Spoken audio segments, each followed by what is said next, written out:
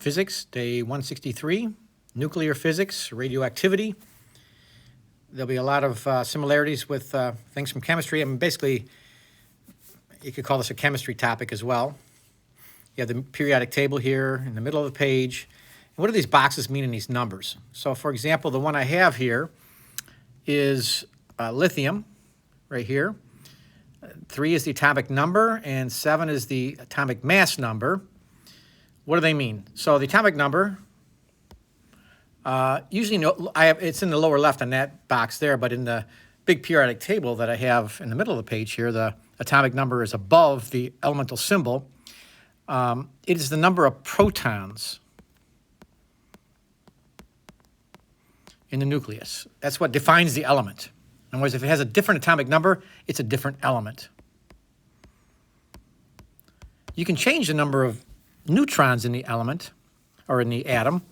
For example, in this case, this lithium has 4 neutrons. How do I know that? Well, because the mass number is 7. So basically, it's just arithmetic.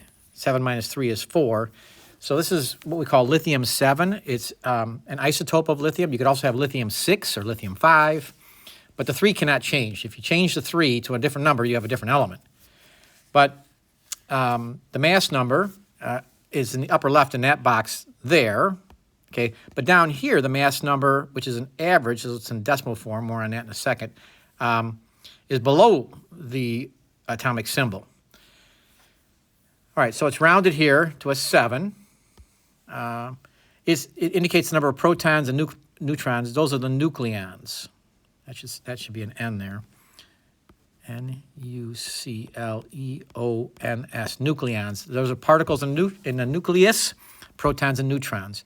When it's in decimal form like it is here, it indicates, when it's decimal form, it's the average atomic mass, and atomic mass units, AMUs. Well, I'll give you an example. Excuse me. Like, for example, a lot of lithium is lithium-6. Actually, I think most lithium is lithium-7.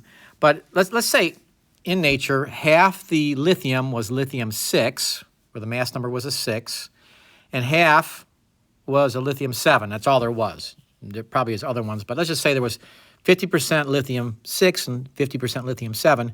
Then the average mass number here would be a 6.5. So that's where you get, like, you can't read it too well, but in a regular test or homework, you'll be able to read these numbers. I think it's a 6.9 or something like that, 6.941 or something to that effect. That means most of the lithium is lithium-7, but there's some lithium-6s, possibly a lithium-5. But it's the average of all the naturally occurring atoms of that particular element, which gives you the average atomic mass number. Okay, down here. For example, as I mentioned just a bit ago, an isotope is a different version of a given element. It's a different number of neutrons. Same number of protons. So, for example, a very common uranium is what we call uranium-235. That's the atomic mass number. Uranium is always 92, so it always has 92 protons. But if you subtract here 235 minus 92, you get 135 plus 8 is 143 neutrons.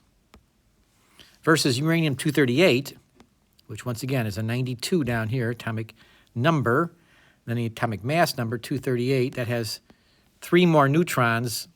Well, it has the 92 protons. You can also see that from the periodic table above here. Here's uranium right there.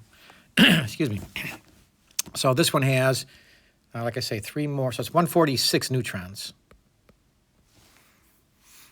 Then ions is a reference to the charge of an atom. This is the basis of chemistry.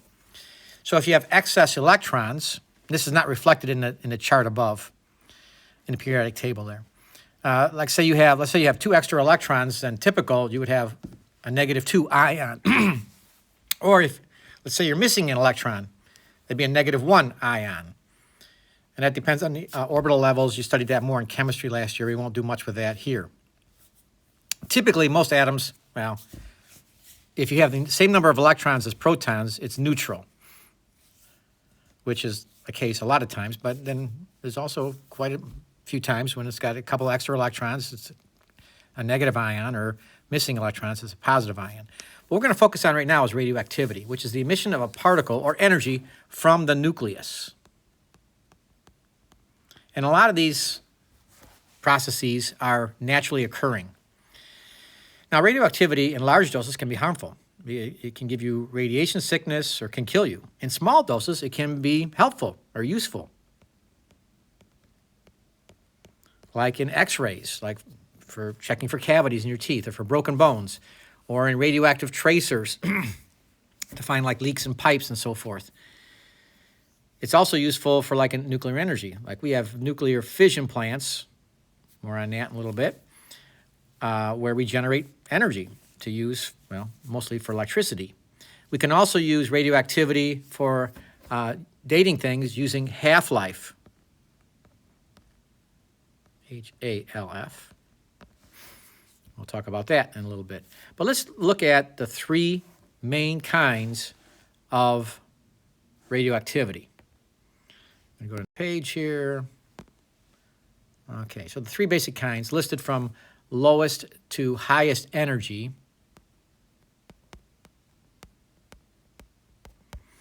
First we have alpha. Now sometimes alpha is, this is probably the more common way of symbolizing alpha radiation. That little symbol there, kind of like the fish symbol. It's the Greek letter for lowercase alpha. But it really is, what is this? It's a helium nucleus. So on the left here I have helium.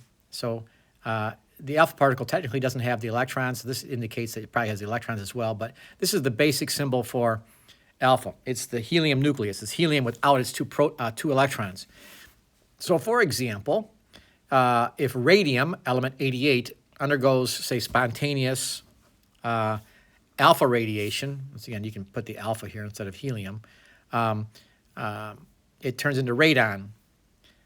So 86 plus 2 is 88, so just got to add up the nuclear particles, the protons, and then 4 plus 218 is 222. So it's pretty easy, it's just arithmetic. Up here, we can do this. Uranium, if uranium undergoes alpha radiation, it turns into thorium. You can just do the math here real simply.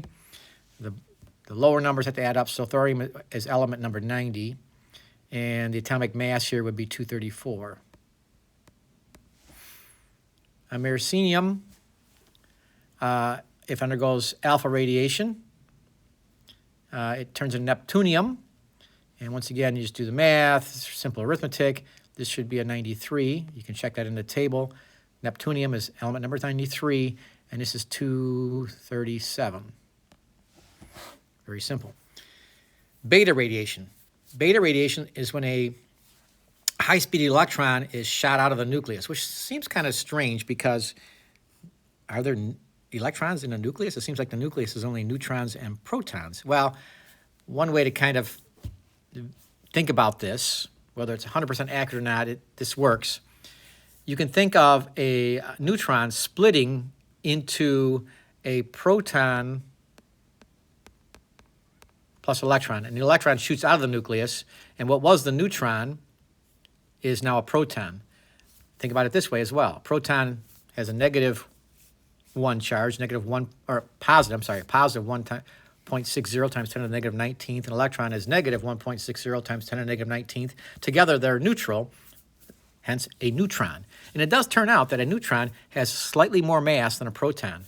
It's very close. If you take the mass of a proton plus the mass of an electron, you get the mass of a neutron. It's a little bit more complicated than that, but basically, you can think of it that way, that a neutron is just a proton and electron stuck together, and beta radiation is that neutron splitting into that proton and electron. So two ways that we can illustrate or symbolize beta is either like this or like this. This is the one on the left here is probably more common, but you can use either one. Once again, we're using some Greek letters. Rubidium, okay, rubidium, if it undergoes beta radiation, the atomic mass does not change, the atomic mass number. I mean, strictly speaking, the nuclear mass has to go down by just a little bit, but not much. It doesn't change the number of nucleons.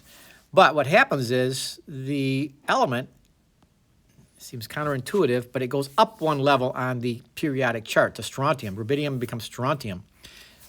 You can look at the math here. 38 plus -1 is 37, so the numbers have to add up. So on the lower left here, I guess I have another example. This is a full example here. This is already done for you. If carbon undergoes beta radiation, you get nitrogen, which is one element up on the periodic table. Here's another one on the right here to figure out. Potassium undergoes beta radiation. You get calcium. Once again, this is going to be a 20. You're going up one on the periodic table, and the atomic mass number is not changing. All right, and finally, the highest level of energy from a nuclear emission or nuclear radioactivity is gamma radiation. It's where the nucleus gives off a high energy photon. So this illustrates that right here. This is a photon, say, coming from the nucleus, and it's not really changing the particle structure. It's just losing some pent-up energy, and the total energy of the nucleus is going down, but the structure of all the particles is not. You still have the same number of protons, same number of neutrons. So you still have Ba, which I believe is that barium? Don't quote me on that one, but it's still the same thing. Or like up here, plutonium, 94, okay, it stays at 94. Doesn't change. And the atomic mass doesn't change as well. At the really micro level, there might be a slight loss in mass, but the atomic mass number is not changing.